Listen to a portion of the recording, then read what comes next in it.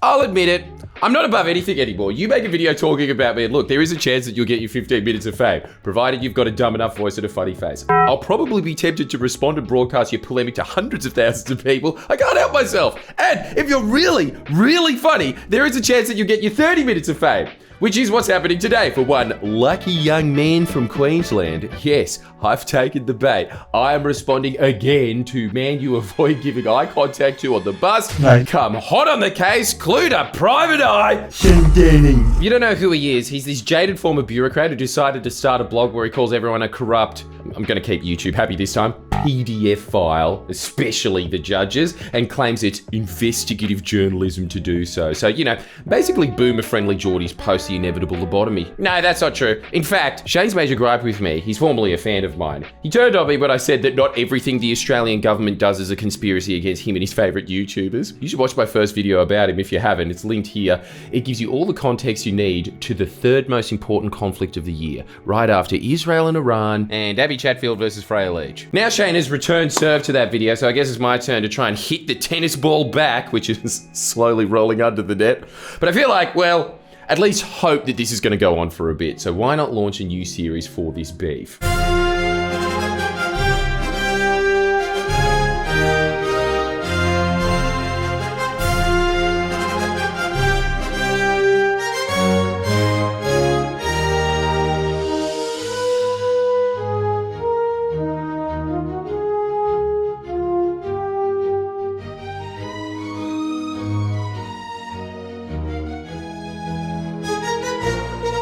It's fugitive Australian journalist Shane Dowling from the website and YouTube channel Kangaroo Court of Australia.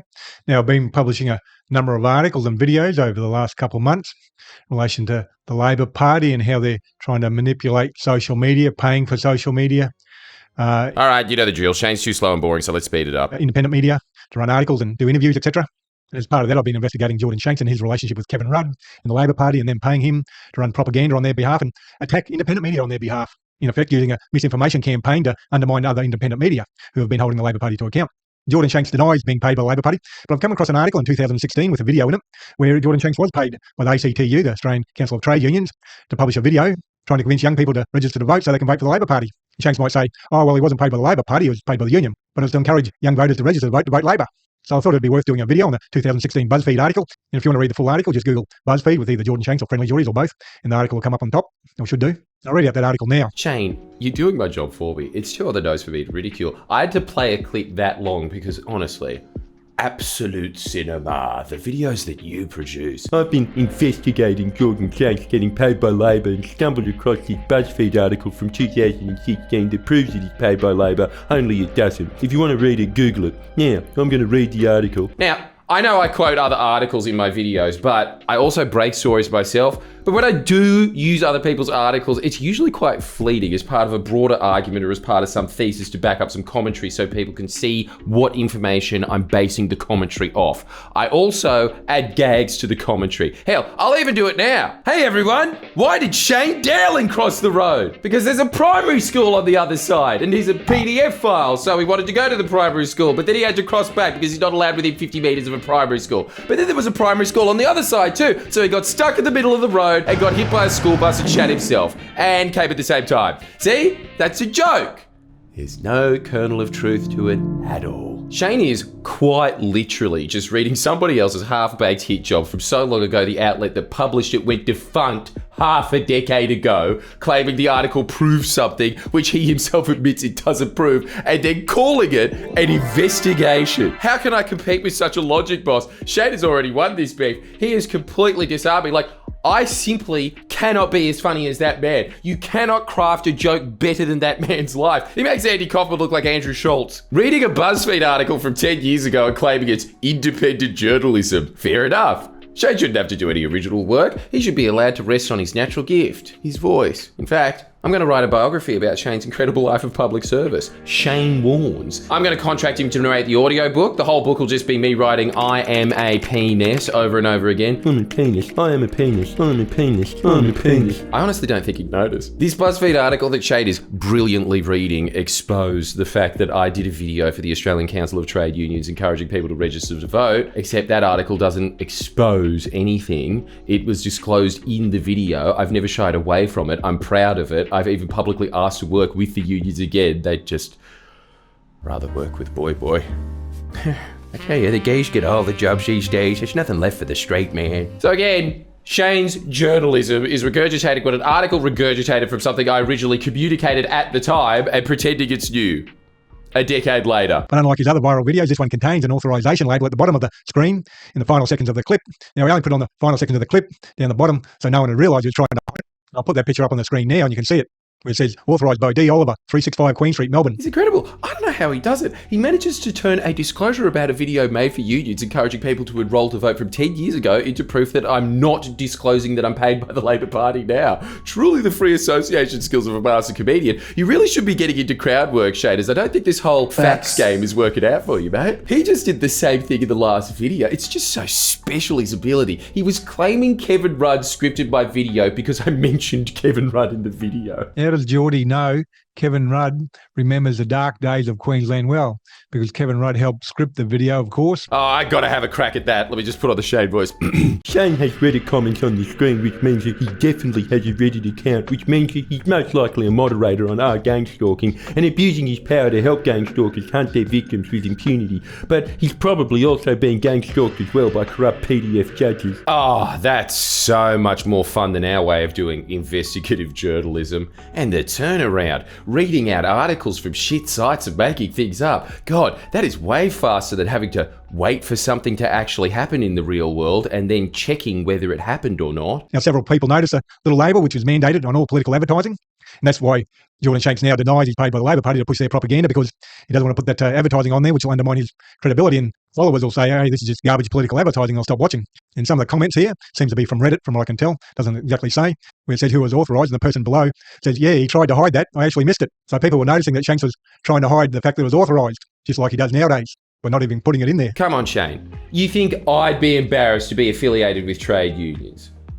Have you watched my videos? What a bizarre conspiracy. I'm paid by Labor and keeping it a secret. Proof? I've made videos for trade unions and proudly disclosed it. Like, I guess this is better than your other theory of Kevin Rudd Epstein money being used to secretly fund my Patreon. Kevin Rudd has ties to Jeffrey Epstein, as reported by the Sydney Morning Herald on the 28th of October 2020 in an article titled Rudd Backs Friendly Geordies, a serious broadcaster, despite controversial acts. The article names Kevin Rudd, Jordan Shanks and Jeffrey Epstein.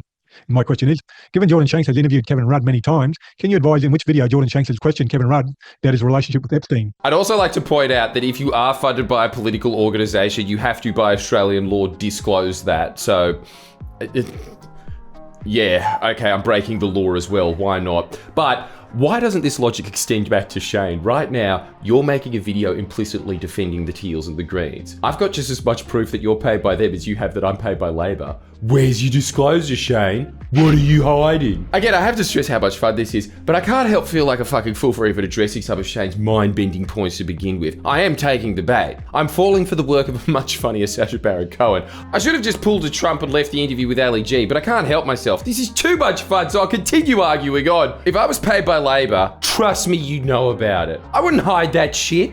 You know why? Because I love those guys. It's no secret. And plus, it'd be an ethical step up from the large percentage of my actual source of income, which comes from Google, a multinational corporation. I'd much rather become the 21st century version of the Labor Daily than rely on the ad revenue from insurance brokers, palm oil packed junk food. Trump and Patriots, their ads play all the fucking time. Like, if you're really trying to suggest that I'm paid by political parties, Clive Palmer is factually my biggest pay pig. The amount of money I've made off that fat cunt over the years from ads on my videos, I'm still okay with taking that money because I live in the real world and at least it's indirect, but if you truly have an ethical hang-up about certain funding, Shane, Show me. Are your videos unmonetized? I mean, maybe. I wouldn't be surprised if you couldn't figure out the monetization button. But I have to skip a bunch of this video because it's just Shane reading the article. And as he said at the start of the video, you can just Google it if you want. He also attempts to make the case that there's no distinction between the ACTU and Parliamentary Labor Party because the ACTU donates to Labor. Shane, even if you had a point, it's in reverse. Also, you know how dangerous it is for you to especially make that argument? We already know that a corrupt PDF file donated to you, mate. Using your own logic, doesn't that mean you are? Shanks has just had another video on me a week or so ago. Total lies. I just watched it today. As per usual, just lie after lie after lie. And I'll respond to that in further detail later on. Now, I come across that BuzzFeed video because I'm investigating Kevin Rudd, his links to Jeffrey Epstein, Jordan Shanks, Labor Party paying new media to push their propaganda and lies, etc. So if you believe Shanks isn't getting paid by the Labor Party now, well, how does it explain getting paid by a union back in 2016? They're one and the same. You can't differentiate them because they both want you to vote Labor. It's just incoherent. If you don't think Shanks is paid by the Labor Party now, how do you explain him not getting paid by the Labor Party 10 years ago? Also special mentions, that Gen X smirk on his face, that giddiness bubbling above the surface of repressed rage on the brain soup face of an Australian man with alcohol damage. You just fall right into my trap, Geordies. The universe follows my design. And the weird little twitch he has with rubbing his hands like a leprechaun who can't contain his joy at his own mischievousness. I found it. I found the elixir. I tell you, I'm so excited for Shane's upcoming investigation into my ties with Jeffrey Epstein. I wonder if he's checked my medical records and found out that I have this rare disease, sexomnia, and that's why I can't for the life of me remember my time as a PDF file on Jeffrey Epstein's jet and private island. I'm a little bit disappointed at the lack of content from this first return serve, frankly. After all, it is just 10 minutes of him reading a 10-year-old article, but I promise, if Shane gives us this investigation, it will be explosive. And there will be another video from me, and hopefully Shane responds again and we can have this content mill churning forever. A never-ending supply of fractal dream logic verbal beatdowns from Shane Showling Monk Dowling. The boomer strikes back. Come on, Shane, to encourage you to make a longer video, let me give you a little clue to assist your investigation. Those people you saw today? Yeah, you know the ones. They're connected to the Labor Party gang stalkers I've hired. Find their office and you'll be on the path to finding the golden goose. But be careful. Lots of judges are watching. Ooh, lots of corrupt PDF judges are always watching you, Shane. And they're fantasizing about you too because you're so young. You're on the right path though, Shane. You just don't know how deep the rabbit hole goes. Yet. Wasn't that fun? Oh, hello. I didn't see you there. This is Jordan from the future. Just here to let you know that if you sign up to our Patreon, you get early access to videos like this and you get to suggest what video we make next. It costs about the price of a coffee for the whole month, and it's what pays the staff, letting us make videos like this. But guess what? Just a special one-off thing. We're putting out next political video on Patreon for free. That's right, free. No strings attached. You can also vote on the next video topic just for this once for free. Once you're there though, why don't you just stick around and enjoy? That'd be nice.